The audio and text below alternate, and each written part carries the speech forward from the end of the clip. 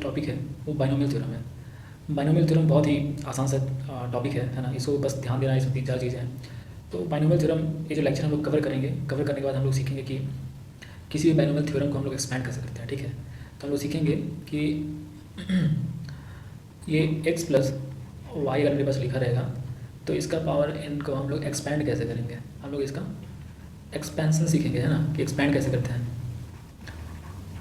फिर सेकेंड में हम लोग सीखेंगे कि x plus y to the power n को जब हम लोग एक्सपैंड करेंगे तो इसका जनरल टर्म क्या होता है। ठीक है, तो जनरल टर्म लिखना हम लोग सीखेंगे। उसके बाद किसी भी एक्सपेंशन में, है ना, एक मिडिल टर्म आता है, तो ये पहला हम लोग पॉइंट सीखेंगे, फिर एक ये पॉइंट सीखेंगे, एक थर्ड जो है ना, मिडिल टर्म। ठीक है, तो x plus y to the power अगर n होता है तो इसका हम लोग मिडिल टर्म लिखना सीखेंगे। ठीक है, तो इस छोटे से वीडियो में हम लोग यही कर पाएंगे, बाकी अगर इसमें कुछ और छूटेगा तो इसको हम लोग अगले लेक्चर में कवर करेंगे। ठीक है, तो मिडिल टर्म ये होगा। चलिए इसको फर्दर हम लोग 1 बाय 1 इसको हम लोग कवर करेंगे। ठीक है, तो एक्सपेंशन पहले देख लेते हैं कि एक्सपेंशन कैसे हम लोग करते हैं। ठीक है, चलिए, तो देखिए हमने कोशिश किया है कि चीज़ों को बहुत ईजी वे में ले चले, तो इसके लिए आपको थोड़ा सा ध्यान देना होगा। चलिए शुरू करते हैं। मान लीजिए कि मेरे पास x plus y to the power 0 है, तो इसका एक्सपेंशन क्या होगा। ये बहुत ही आसान है, इसका एक्सपेंशन आपको 1 हो जाएगा, पता होगा। ठीक है, उसी तरह से मान लीजिए कि x प्लस वाई का पावर अगर हमें 1 को एक्सपेंड करना है तो ये मेरा होगा x प्लस वाई। ठीक है, और उसी तरह से अगर हम x प्लस वाई का पावर 2 को एक्सपेंड करते हैं तो हमें मिलेगा x स्क्वायर प्लस 2xy और प्लस में y का स्क्वायर। चलिए यहीं से एक बार हम देखेंगे। ठीक है, यहाँ पे अगर पावर 0 है, ठीक है, तो मेरा जो टर्म बन रहा है यहाँ पे सिंगल टर्म बन रहा है ना, ये 1 नहीं है, सिंगल है, मतलब एक टर्म बन रहा है। यहाँ पे 1 है तो यहाँ पे 2 टर्म बन रहा है, देख रहे हैं हम। ठीक है, वहीं अगर यहाँ पे x प्लस वाई का स्क्वायर लिख रहे हैं हम लोग तो यहाँ पे 1, 2 और 1 3 टर्म बन रहा है। इसका मतलब ये तो समझाना चाहिए आपको कि अगर x प्लस वाई का पावर यहाँ पे अगर n रहता है, सपोज x प्लस वाई का पावर यहाँ पे n लेंगे हम लोग, तो मेरा जो टोटल टर्म बनेगा तो वो हम कह सकते हैं कि ये n प्लस 1 टर्म बनेगा। ठीक है, थोड़ा सा बात है, इसको ध्यान लगा दीजिएगा। ठीक है, चलिए यहाँ पे वापस आते हैं। इसके एक्सपेंशन को थोड़ा सा ध्यान देने का ज़रूरत है। यहाँ अगर आप देखिएगा तो हम लोग इस एक्सपेंशन में यहाँ पे y का जो पावर है वो 0 कह सकते हैं। ठीक है, कोई दिक्कत नहीं है, y का 0 1 होता है, या किसी भी नंबर का पावर 0 1 होता है। और यहाँ पे हम लोग इसके पास x का पावर हम लोग 0 कह सकते हैं। देखिए इससे ये होगा कि सभी टर्म में, ये एक टर्म है, इस टर्म में और इस टर्म में, तीनों टर्म में मेरा x और y का कुछ ना कुछ पावर है यहाँ पे। ठीक है, तो ये जनरल फॉर्म हो गया आपको। यहाँ पे भी आप कह सकते हैं कि यहाँ पे y का पावर 0 था, यहाँ पे x का पावर 0 है। देखिए इसको ऐसा करने से आपको फ़ायदा ये होगा कि आपको यहाँ पे एक सिंपल सा पैटर्न दिखेगा कि x का जो पावर है वो पहले 2 था, 2 से यहाँ पावर 1 हुआ और 1 से पावर यहाँ पे 0 हो गया, 2 1 0। और उसी तरह से जो y का पावर है, y का पावर 0 है, फिर यहाँ पे 1 हुआ और यहाँ पे फिर 2 हो गया। तो y का जो पावर है वो 0 1 2 डिक्रीज़ हो रहा है, लेकिन x का जो पावर है आपको इंक्रीज़ हो रहा है। देखिए अभी हम इसका कोफिशिएंट की बात नहीं करते हैं, है ना, कि जैसे यहाँ पे जो आपको 2 कोफिशिएंट दिख रहा है, हम इसकी बात नहीं कर रहे हैं। यहाँ पे कोफिशिएंट कुछ होना चाहिए, है ना, तो यहाँ पे इसकी हम बात अभी नहीं कर रहे हैं। लेकिन इतना समझ में आ रहा है कि जो इसका मेरा एक्स्ट्रा से मिटाते हैं। ठीक है, चलिए, तो कुल मिलाकर ये बात क्लियर हुआ हमको कि ये जो पावर है बेसिकली, ठीक है, मतलब y का या x का, इसका और डिक्रीज होता है और y जो पावर वो डिक्रीज होता है। चलिए उसी तरह से एक्सपेंशन यहाँ पे खुद ट्राई करने की कोशिश करते हैं। ठीक है, आप इसको थोड़ा सा ध्यान दीजिएगा। मान लीजिए मेरे पास क्या है, x प्लस वाई का जो पावर है मुझे कहा है 3। उसको तो याद भी होगा ये फॉर्मूला, लेकिन जो फॉर्मूला याद है हम उसका इस्तेमाल ही करेंगे। चलिए यहाँ पे हम लोग इसको फॉर्मूला लिखने की कोशिश करते हैं। चलिए यहाँ पे क्या हो जाएगा, देखिए यहाँ पे जो मैक्सिमम पावर था 2, ठीक है, ये जो आपको मैक्सिमम पावर 2 है ये यहाँ पे 2 से शुरू हुआ। ठीक है, तो यहाँ भी हम लोग ध्यान देंगे कि जो मेरे पास मैक्सिमम पावर यहाँ पे जो 3 है हम यहीं से शुरू करने वाले हैं। ठीक है, तो मेरे पास जाएगा x का पावर यहाँ पे होगा 3, जब x का पावर 3 होगा तो y का पावर होगा यहाँ पे 0, प्लस मेरे पास x का जो पावर है वो हो जाएगा 2 और y का जो पावर है वो हो जाएगा 1। फिर नेक्स्ट हम बात करते हैं, ये हो जाएगा x का पावर 1 और y का जो पावर है वो हो जाएगा 2। ये y का पावर 0 था, 0 से यहाँ पे 1 हुआ और 1 से यहाँ पे 2 हो गया। और नेक्स्ट जो टर्म लिखेंगे उसमें हो जाएगा मेरे पास x का पावर 0 और यहाँ पे हो जाएगा मेरे पास y का पावर 3। तो मैं आपसे पूछ रहा हूँ कि क्या इसका कंप्लीट एक्सपेंशन है क्या, मतलब ये जो एक्सपेंशन आप देख रहे हैं ये कंप्लीट एक्सपेंशन है? नहीं, ये कंप्लीट एक्सपेंशन नहीं है, आपको पता होगा। इसमें यहाँ पे जो कोफिशिएंट है वो मैंने भी छोड़ दिया है। ठीक है, चलिए कोफिशिएंट मैं बताता हूँ आपको। कोफिशिएंट भी आप लिखने सीख जाइएगा। इसे कोफिशिएंट में यहाँ पे आपको 3 होता है, यहाँ भी 3 होता है, ये मैं आपको बता रहा हूँ। लेकिन मैं अभी तक जो हम लोग अभी पढ़े बस इसका ये जो टर्म है ना इसको लिखने की कोशिश की हम लोग, भाई इसको हम लोग समझ चुके हैं अब तक। ये जो टर्म लिखा जाता है एक्स वाई का टर्म वो कैसे लिखते हैं हम लोग, वो सिंपल सा क्या होता है कि मैक्सिमम पावर यहाँ पे सबको हमारे 3 है, तो हम 3 से शुरू करेंगे, 3 2 1 0, ठीक है। और जो वाई का पावर है वाई का पावर 0 से शुरू करेंगे, 0 1 2 3, तो इस तरह से ये चलते जाएगा। अब देखिए इसको हम लोग कोशिश करेंगे कि इसको कोफिशिएंट लिखने के लिए कोशिश करें, ठीक है। तो कोफिशिएंट कैसे लिखते हैं मैं आपको दिखा रहा हूँ। चलिए यहाँ पे मान लीजिए कि मेरे पास क्या है, x प्लस वाई का पावर 4 है, और इसको हम लोग एक्सपेंड करने की कोशिश करेंगे। तो अगर मैं सिर्फ टर्म की बात करूँ, एक्स और वाई की बात करूँ, तो वो तो आप लिख लेंगे, है ना। जो पहला टर्म होगा वो यहाँ पे एक्स का पावर 4 और वाई का जो पावर है वो 0 हो जाएगा। सेकंड टर्म की बात करूँ तो ये आपको एक्स का पावर 3 और वाई का जो पावर है वो आपको 1 मिलेगा। फिर नेक्स्ट टर्म में एक्स का पावर जो है वो हो जाएगा 4 और वाई का जो पावर है वो हो जाएगा 2। फिर नेक्स्ट टर्म की बात करते हैं तो एक्स का पावर ये हो जाएगा आपको, अरे एक्स का पावर 4 क्या हुआ, 3 के बाद तो यहाँ पे आपको, ये मैंने थोड़ा सा गलत कर दिया, तो ध्यान दीजिएगा, ठीक है। ये थोड़ा सा मिस्टेक हो गया यहाँ पे, गलती से मिस्टेक हो गया, ठीक है। चलिए तो यहाँ पे पावर 4 था, फिर 3 हुआ, फिर यहाँ पे 2 होगा ना जी, 2 होगा, और यहाँ पे आपको पावर 1 हो जाएगा, और वाई का पावर यहाँ पे 3।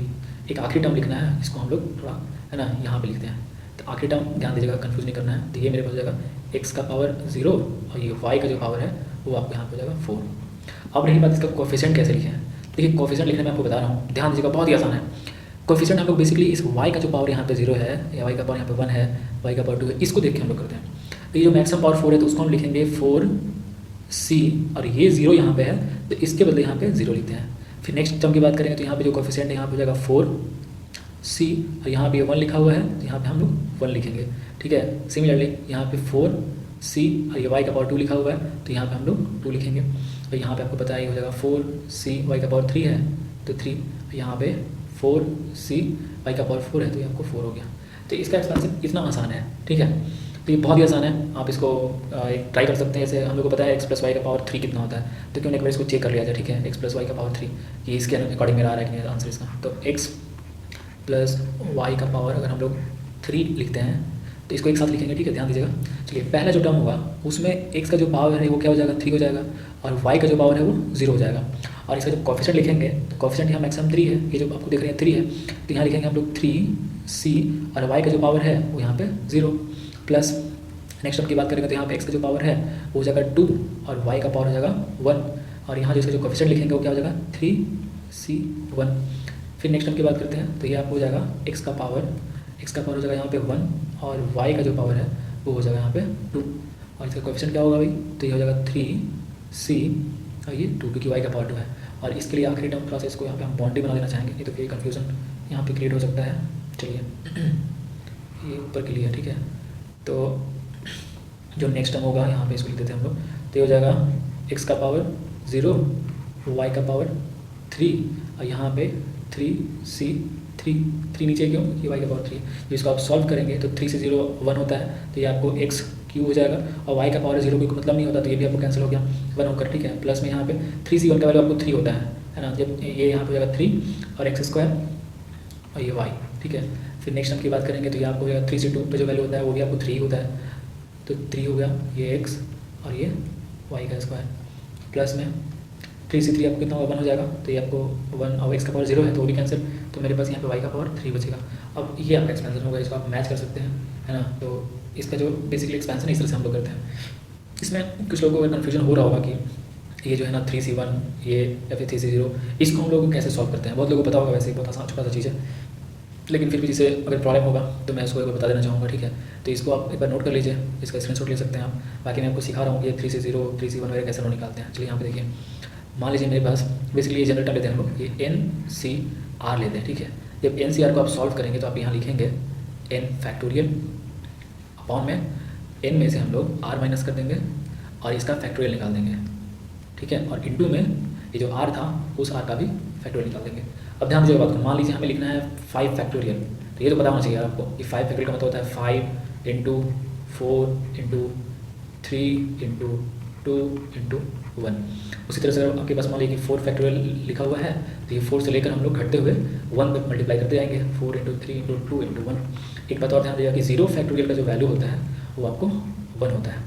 चलिए एक एग्जाम्पल थोड़ा सा करते हैं। मान लीजिए कि 3C1 निकालना है हमको, तो 3C1 को हम लोग क्या लिख सकते हैं, लिखेंगे 3 फैक्टोरियल अपॉन में लिखेंगे 3 माइनस 1 का फैक्टोरियल, हाँ, और ये 2 में 1 का फैक्टोरियल। ये 11 नहीं है, कंफ्यूज नहीं करने का, ठीक है। चलो तो यहाँ पे आपको हो गया 3 फैक्टोरियल का मतलब कि 3 इंटू 2 इंटू 1, और नीचे में क्या हो जाएगा 2 फैक्टोरियल, है ना, 2 फैक्टोरियल हो जाएगा, और इंटू में यहाँ पे 1 हो गया। 2 फैक्टोरियल मतलब क्या होगा, 2 ही होता है ना, 2 का हम लोग क्या लिख सकते हैं, 2 इंटू 1 लिख सकते हैं, है ना, तो 2 ही है, तो ये 2 कट जाएगा, ये 2 कट जाएगा, कितना इसका आंसर आएगा आपको 3 आएगा। तो इस तरह से इसके पीछे हम लोग कैलकुलेट किए थे, है ना। और सिमिलरली अगर आप कुछ भी निकाल सकते हैं इस तरह से। तो चलिए ये तो क्लियर हो गया। हम वापस अब आते हैं, है ना, बाइनोमियल पे। तो बाइनोमियल में हम लोग ये बात सीख रहे हैं कि हम लोग nth टर्म कैसे लिखते हैं, सॉरी जनरल जो टर्म होता है उसको एक्सपैंड कैसे करते हैं। अब हम एक जनरल टर्म की कोशिश करेंगे ना, जनरल टर्म लिखने के लिए। तो थोड़ा सा टॉपिक डाल दीजिए जनरल टर्म। इसमें 2-3 चीज़ें और है लेकिन हम लोग अभी हो सकता है ज़्यादा नहीं कर पाएंगे, तो चलिए जनरल टर्म करते हैं।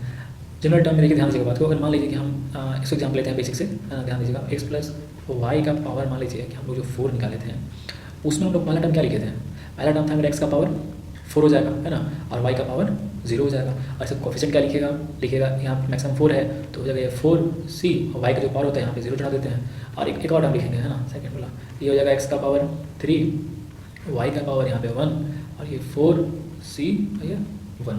अब ध्यान ये देना है कि देखिए इसमें भी और भी टर्म लिखेंगे हम लोग, इसमें कोई दो राय नहीं है, लेकिन ये टर्म कौन सा है भाई, यार बताइए हमें। ये आपको फर्स्ट टर्म है ना, ये फर्स्ट टर्म है।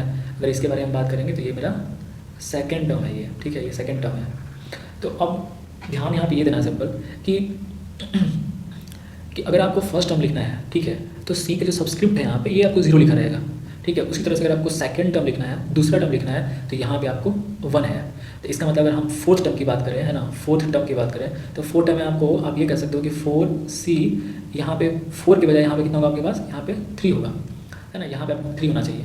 चलिए 4 से 3, और इसके बाद x का जो भी पावर है, y का पावर कैसे लिखते हैं हम लोग, y का पावर 3 के पावर को 3 को देखकर लिखते हैं, तो यहाँ पे 3 हो गया। तो फिर यहाँ पे क्या होगा, यहाँ पे 1 हो जाएगा, क्योंकि ऊपर का जो आप पावर देख रहे हैं यहाँ पे x का पावर 1 और 3, इधर को जब भी ऐड करेंगे आप 4 के बराबर आएगा।